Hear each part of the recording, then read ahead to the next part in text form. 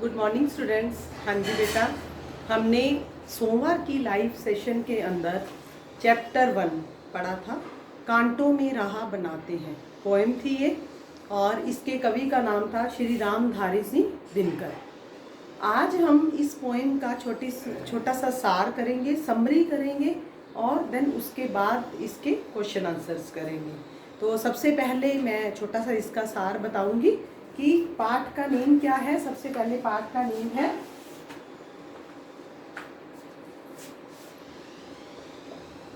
Part 1, कांटों में राह बनाते हैं। कांटों में राह बनाते हैं, और इसके कवि कौन है? श्री रामधारी सिंह दिनकर।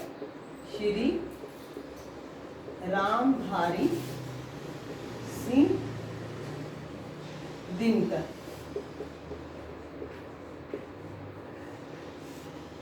श्री रामधारी सिंह दिनकर बहुत अच्छी पोएम है। इसमें श्री रामधारी सिंह दिनकर जी क्या कहते हैं कि वो अपनी रचित कविता कांटों में राह बनाते हैं के द्वारा यह प्रेरणा देते हैं कि कठिनाइयों से हमें भयभीत नहीं होना चाहिए। पोएम का नाम ही यही है कि कांटों में राह बनाते हैं। कांटे क्या है? कठिनाइयाँ। तो कठिनाइयों में भी जो रास्ता बना लेते हैं वही सूरमा कहलाते हैं, वही बहादुर होते हैं। तो यहाँ पे वो ये कह रहे हैं कि कांटों में राह बनाते हैं,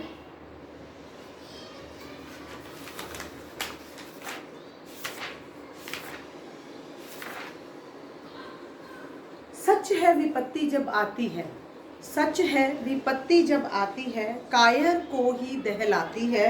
सूरमा नहीं विचलित होते, क्षण एक नहीं धीरज खोते, विघ्नों को गले लगाते हैं, कांटों में राह बनाते हैं।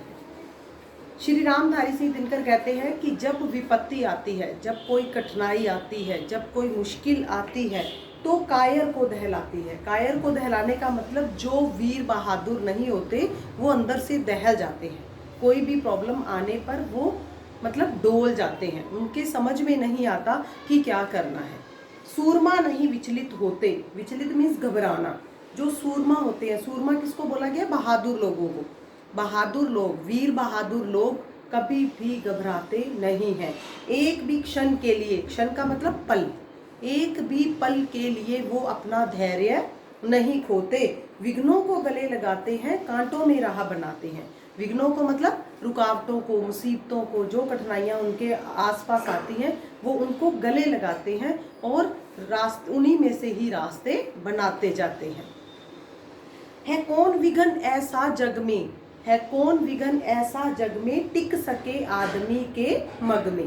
कहता है कि संसार के अंदर कौन सी ऐसी रुकावट है, कौन सा ऐसा विघ्न है, कौन सा ऐसा मुश्किल काम है जो इंसान नहीं कर सकता।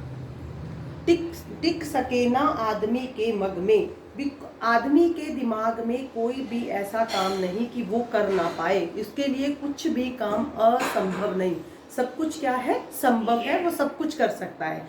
मैंने आपको पोएम पढ़ाते हुए ये भी बोला था कि जैसे कि कंप्यूटर है, कंप्यूटर बनाया एक इंसान ने है, लेकिन वो कितना फास्ट काम करता है, इंसान से भी ज़्यादा। लेकिन उसको बनाने के पीछे दिमाग किसका है? एक इंसान का।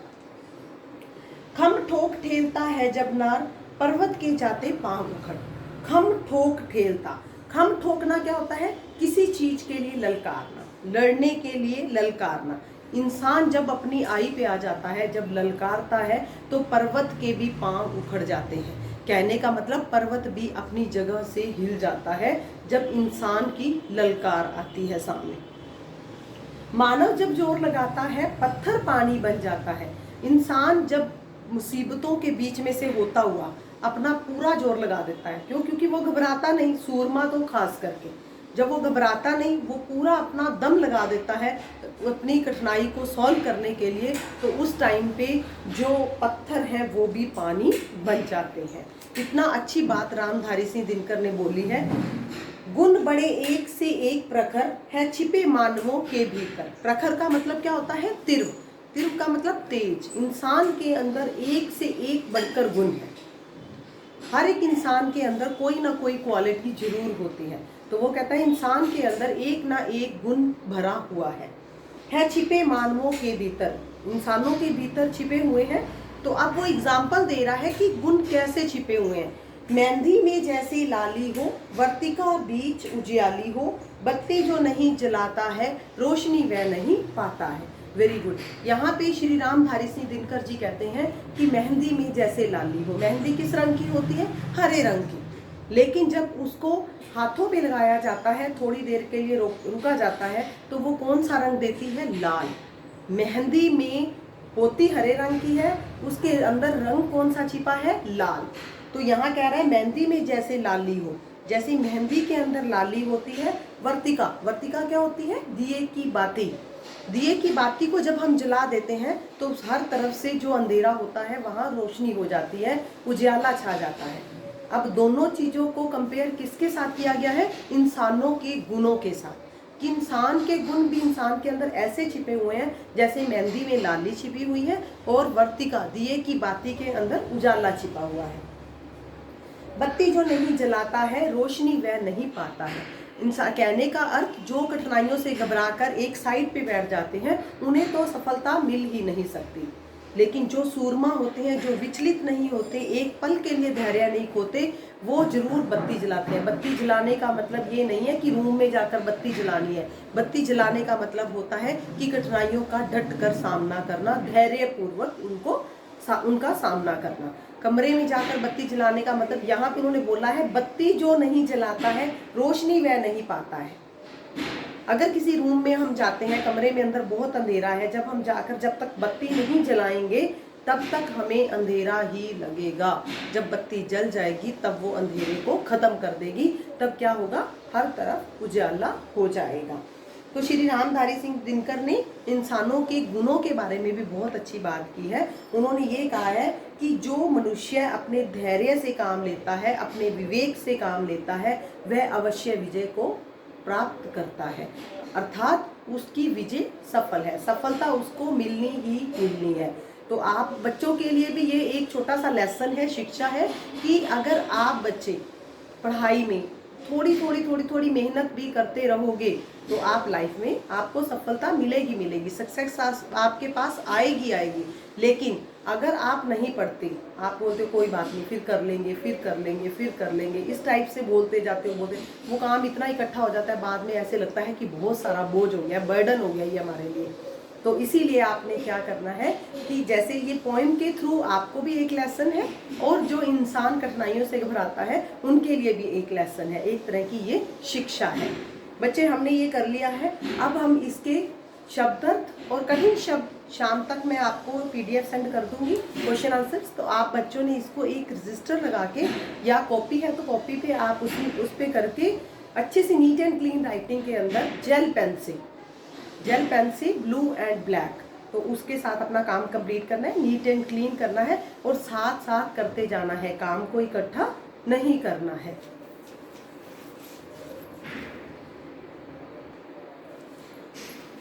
इसके बच्चे शब्दार्थ हैं। सबसे पहले विपत्ति, विपत्ति होती है कठिनाई या मुसीबत। दूसरा है सूरमा, शूरवीर या बहादुर। क्षण, क्षण क्या होता है? पल। ठेलता, धक्का देना, किसी चीज को धक्का देना। प्रखर, तीव्र। कायर क्या होता है? डरपोक। विचलित होना, घबराना। खम ठोकना, ललकारना, लड़ने के लिए ताल ठोकना, वार्निंग देना, ललकारना किसी चीज के लिए। वर्तिका, दिए की बाती।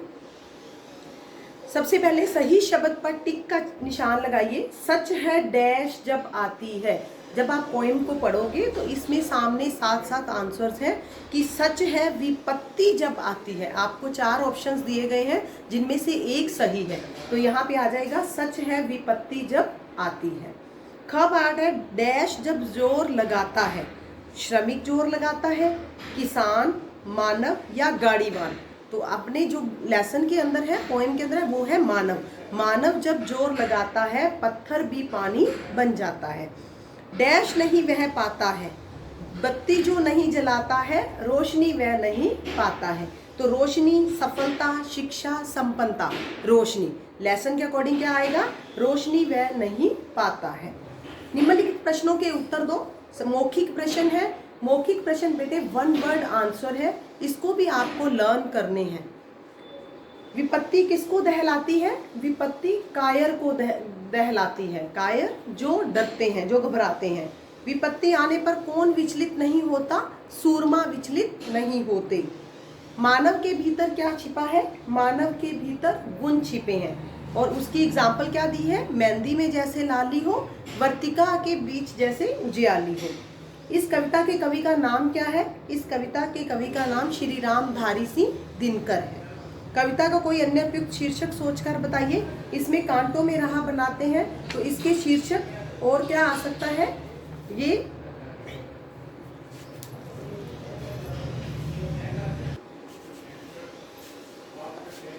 इसका जो दूसरा शीर्षक है वो आ सकता है साहसी मानव।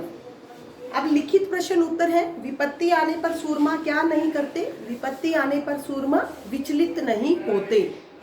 बाधाएं किसके सामने नहीं टिकती हैं? सूरमा के सामने, शूरवीर के सामने बाधाएं नहीं टिकती हैं। पर्वत के पांव कब उखड़ जाते हैं? पर्वत के पांव कब उखड़ जाते हैं? जब इंसान खम ठोकता है। खम ठोकता है उस टाइम पे, ललकारता है। जब इंसान ललकारता है तब क्या है? पर्वत के पांव भी उखड़ जाते हैं। उसके बाद क्वेश्चन है, मानव के जोर लगाने पर क्या होता है? मानव के जोर लगाने पर पत्थर भी पानी बन जाता है। मानव के गुण किसके समान है? मानव के गुण मेहंदी, मेहंदी में जैसे लाली हो, वर्तिका बीच उजियाली हो। मेहंदी में जैसे लालिमा होती है और वर्तिका के बीच जैसे उजियाला होता है, उसके जैसे मानव के गुण है। हमें किसी भी मुसीबत का सामना कैसे करना चाहिए? हमें मुसीबत का सामना बड़े धैर्य और विवेक के साथ करना चाहिए। हमें घबराना नहीं चाहिए। तो बच्चे, जो आपका इसका बुक वर्क है वो भी साथ में मैं सेंड करूंगी। आप बच्चों ने बुक वर्क पेंसिल के साथ करना है और नोटबुक वर्क आपने ब्लू और ब्लैक जेल पेन से करना है। तो सब बच्चे अपना अच्छे से नोटबुक को कंप्लीट करेंगे चैप्टर 1 करके। धन्यवाद। कांटों में राह बनाते हैं। प्रत्येक मनुष्य के जीवन में कठिनाइयां आती हैं। हमें कठिनाइयों से भयभीत नहीं होना चाहिए, बल्कि धैर्य पूर्वक उनका सामना करना चाहिए। जो मनुष्य अपने धैर्य एवं विवेक से काम करता है, वही विजय प्राप्त करता है। सच है, विपत्ति जब आती है, कायर को ही दहलाती है। सूरमा नहीं विचलित होते, क्षण एक नहीं धीरज खोते। विघ्नों को गले लगाते हैं, कांटों में राह बनाते हैं। है कौन विघ्न ऐसा जग में, टिक सके आदमी के मग में। खम ठोक ठेलता है जब नर, पर्वत के जाते पांव उखड़। मानव जब जोर लगाता है, पत्थर पानी बन जाता है। गुण बड़े एक से एक प्रखर, हैं छिपे मानवों के भीतर। मेहंदी में जैसे लाली हो, वर्तिका बीच उजियाली हो। बत्ती जो नहीं जलाता है, रोशनी नहीं वह पाता है।